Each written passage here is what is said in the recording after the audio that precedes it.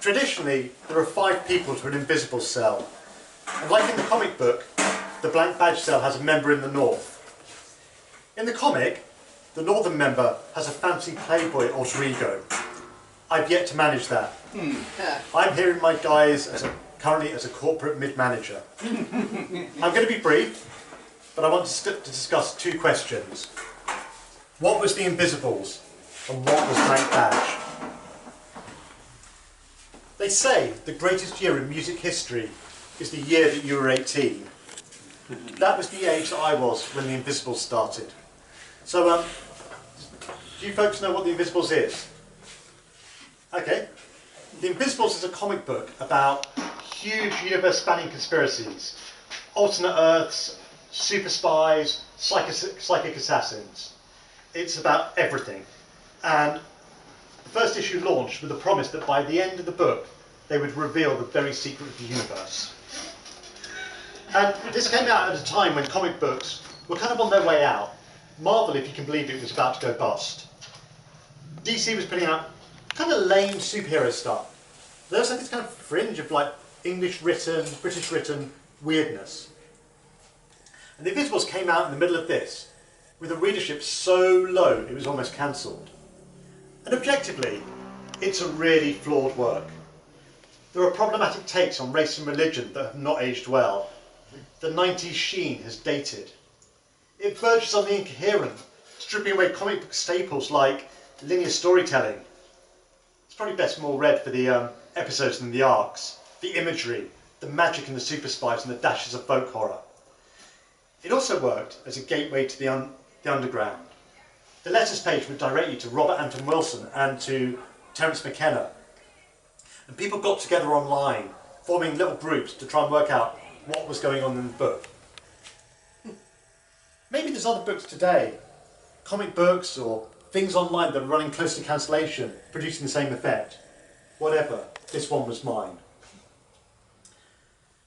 So The Invisibles was one of the formative experiences of my life, a piece of art I'm still reckoning with, a quarter of a century later. And as the 25th anniversary of that first issue approached, I set up an online forum to follow it through. It never gained much momentum, but it did put me in touch with the mysterious B23, who organised an in-person meetup. The word conspiracy, as I will never tire of saying, means breathing together. And I could talk for hours about conspiracy and COVID and how it made breathing in the same space as other people dangerous and illegal. My forum petered out, and Blank Badge has carried on meeting up, sometimes in person, sometimes remotely, and has carried on for as long as the comic book did, more or less.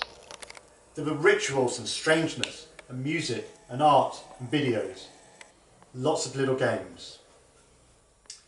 Hacking Bay talks about immediatism. It's a way of looking at art.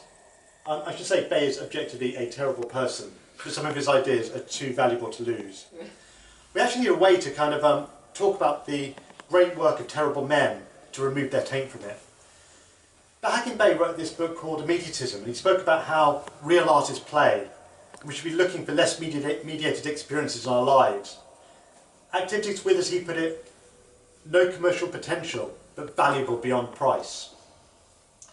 An art which banishes all mediation and alienation, at least to the extent that the human condition allows.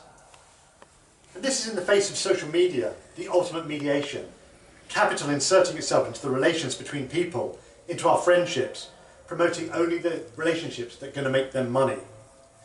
So for me, one of the most important things about Blank Badge was its activities in the real world, for this aspect of immediatism.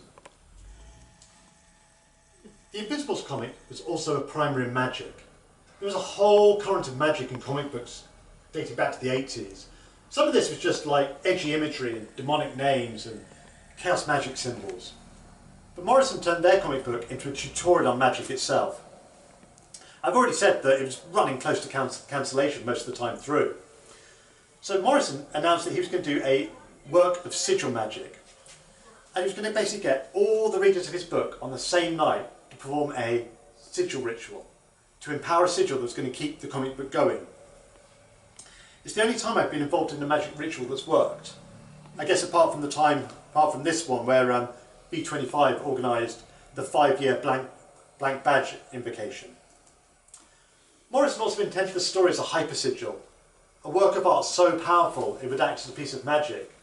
And there are those that argue that this inspired The Matrix, that a lot of the kind of weirdness in culture has actually emerged from the Invisibles. And blank badge is part of that hypersigil. Or maybe the Invisibles is something that we cast, a spell that's moved backwards in time from that initial meeting in 2019 to create a comic book back in 1994. Because that's the other thing about the Invisibles, how it plays tricks with time. Part of this is your regular, I say regular, your regular time travel. In the book, this uses things such as the Hand of Glory, or a time machine inspired by a piece of origami. And then there's the experience of the transvestite witch, Lord Fanny. As a child, she faces down the god of death for her initiation, but is warned that this moment of initiation will unfold throughout her life. I started my working career during the Invisibles run and was working on a contract in the US as the final volume came out. I was lonely and bored and angry. Whatever I tried, I couldn't escape into a more vivid and exciting world. In some ways, I'm now living the life of a character in a story. I was recruited into this small conspiracy we're a part of here. I've genuinely wandered through underground temples that once housed a time machine.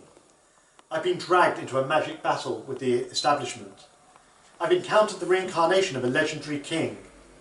I've been involved in money-burning rituals at the temple at the back of the Bank of England. I still work in an office and I love that life, but it's all the sweet of having a secret identity. Working's not all that much fun, but I remind myself that the Invisibles comic book only showed the exciting bit, not the waiting around at airports or sorting the laundry out that the characters must have done. I guess also, like, some of that fetish gear probably did need cleaning. Yeah. And the spells I cast all those years ago to find the others, maybe they did actually unfold in time. Maybe they came through to the future. And those rough times anchored to these better days.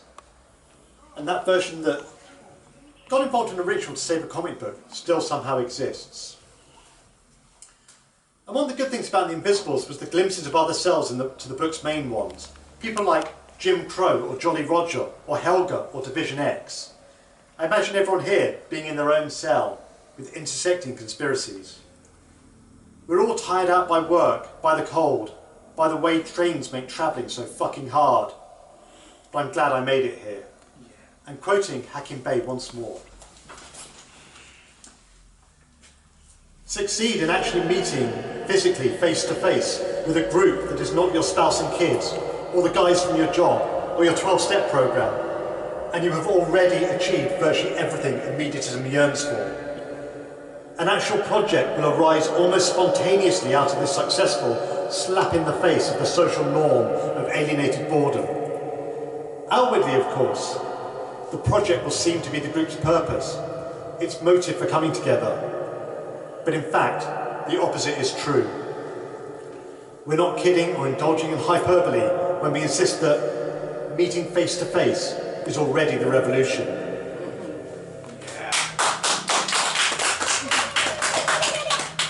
Meeting face to face is already the revolution. I should stop there, but my final act in the black badge cell will be repeating the words that end the comic book. We made gods and jailers because we felt small and alone.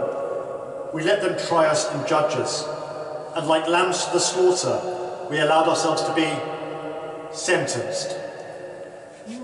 See, now, our sentence is up.